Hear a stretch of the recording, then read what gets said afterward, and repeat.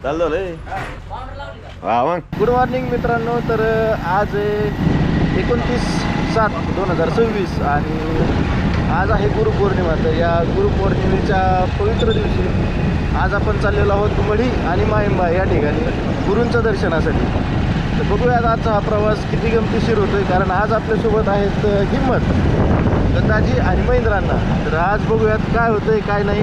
वातावरण सध्या हे अशा पद्धतीचं झालेलं आहे.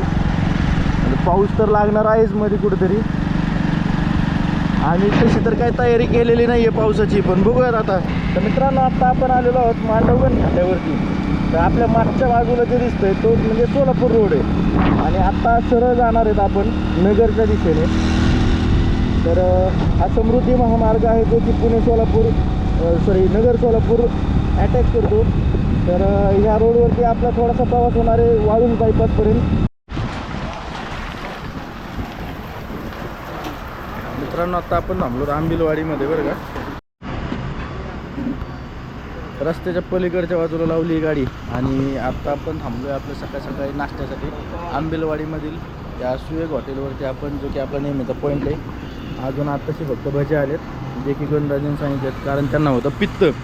आपण बाकीचे तिघं घेऊयात पोहे, करूयात नाश्ता, म्हणजे मग दिवसभराच्या प्रवासाला अंगात ऊर्जा राहील. मित्रांनो, तर नाश्ता झालाय बरं का. आता जास्तीत जास्त वेळ कव्हर करायचा आहे आपल्याला, त्यामुळं राजे आहेत तुम्ही, पण तुम्हाला विसरून कसं जमणार आम्हाला. या ठिकाणी आपली गाडी लावली होती आणि आपण गेलो रस्त्याच्या पलीकडं.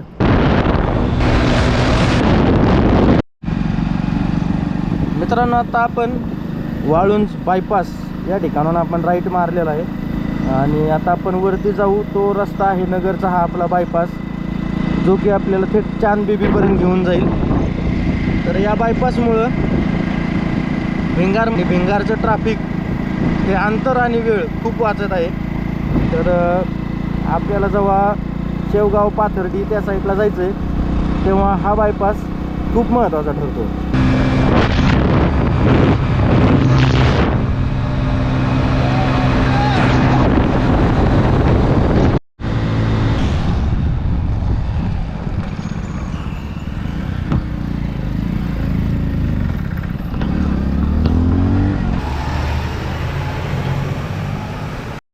मित्रांनो, आता आपण आपल्या सावरगावच्या फाट्यावर आलोत. समोर तुम्हाला तिथं ग्रीन कलरचा बोर्ड दिसत असेल, ते तो टोल नाका आहे. त्या टोल नाक्याच्या पुढे गेल्यानंतर आपल्याला राईट मारायचं आहे, ज्याने आपण सावरगावला जाऊ. तर मागे एक साधारण अर्धा किलोमीटरवरती नायराचा पंप आहे, ज्या ठिकाणी थोडंसं पावसाचं जे वातावरण दिसतंय, त्या पावसामुळं आपण जे थांबलो होतो त्या ठिकाणी नायरावरचं ते आपलं हवा भरायचं मशीन जे असतं, त्या मशीनमध्ये नव्हती हवा. पण आमच्या महेंद्रांनी काही बघितलं नाही आणि ते मशीन जोडलं. आमच्या टायरात होती नव्हती, ती हवा निघून गेली. पण देवाच्या कृपेने अर्धाच किलोमीटर अंतर होतं, त्यामुळे इथपर्यंत आलो. आता गणराजी त्या ठिकाणी उभं आहे आणि महेंद्रांना हवा भरते. ओके, तर हवा टाकाटक झाल्यानंतर आणखी काय, आता एक साधारण 20 ते 22 किलोमीटरचं अंतर राहिलेलं आहे या ठिकाणाहून. तर पण आपण मायंबाला जाण्याआधी 9:15 वाजलेले आहेत. मायंबाला जायच्या ऐवजी आपण आधी वृद्धेश्वरला जाऊयात, वृद्धेश्वर मढी, आणि मग मायंबावरती येऊयात. तर बघूया पुढं वातावरण कसं आहे, पाऊस किती लागतो काय नाही ते, तो कीप इन टच. तर मित्रांनो, आता आपण सावरगावच्या अलीकडील चौकामधून लेफ्ट मारून वृद्धेश्वरकडे चाललेलो आहोत. तर वृद्धेश्वर इथं अगदी जवळच आहे, फक्त एवढंच आहे की आपल्याला हा डोंगर उतरायचा असतो. तर या डोंगराचा अशा पद्धतीने घाट आहे, आणि उजव्या बाजूला जी दरी दिसते आपल्याला, तर याच खाट्यामध्ये आहे वृद्धेश्वरचं मंदिर. वृद्धेश्वर म्हणजे ज्या ठिकाणी स्वतः भगवान शंकरांनी एका वृद्धाचं रूप घेऊन जी नाथांनी मांडलेली पंगत होती, त्या पंक्तीमध्ये वाढण्याचं काम केलं होतं, आणि नाथांच्या मागणीवरून त्यांनी या ठिकाणी आपलं प्राण ग्रहण केलेलं होतं. म्हणून या ठिकाणाला वृद्धेश्वर किंवा म्हातारदेव असं पण म्हटलं जातं. तर मित्रांनो, आता आपण आहोत वृद्धेश्वरमध्ये. तर दर्शन वगैरे मस्त झाले मंदिराच्या, आपण बाहेर आलेलो आहोत.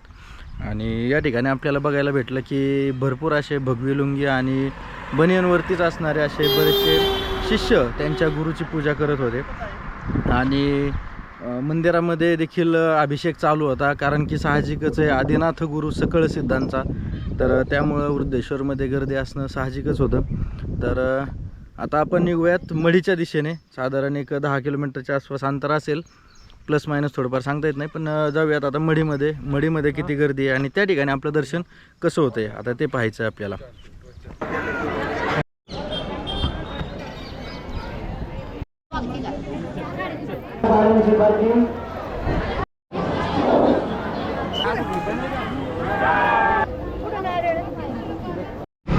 हां हां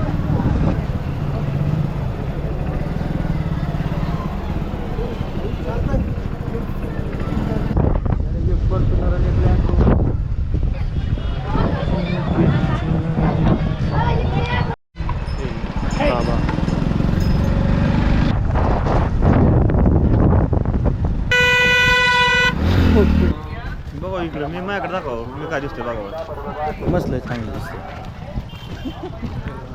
मित्रांनो गाडी लावली आता पार्किंगला आणि आता आपण बघूयात गर्दी किती आहे, दर्शन होतं की नाही. आणि आज गुरुपौर्णिमेनिमित्त काय विशेष कार्यक्रम चालू आहे किंवा काय चालू आहे ते बघूयात. So keep in touch. मित्रांनो मेन रोडला झालेली गर्दी त्यामुळं आम्ही आलो शॉर्टकटने. मित्रांनो आता आपण परत एकदा चांदबिबीच्या जवळजवळ आलेलो आहेत आणि दाजीन ते मागं राहिले होते जराशे, त्यांच्यामुळं थांबलो होतो इथं. पण कॅमेरा काढून बोलूच तर दाजीन ते आलेले आहेत, त्यामुळं आता परत जास्त काही बोलत नाही. आता डायरेक्ट हॉटेलवर गेल्यानंतर 2 घास खाऊन घेऊयात, तेव्हा मग सांगू तुम्हाला काय काय झालं आज, काय काय नाही ते. Keep in touch. तर मित्रांनो आता आपण वाळुंज बायपासच्या थोडंसं समोर आल्यानंतर इथं हॉटेल साईराज म्हणून आहे, जे की family restaurant plus pure veg आहे ते. तर या हॉटेलमध्ये आपण थांबलो आहे, काहीतरी थोडीशी पेटपूजा करून घेऊयात आणि घराकडे जायला म्हणजे आपण मोकळे अशा पद्धतीने. तर तीनही ठिकाणी आपलं दर्शन व्यवस्थित झाले.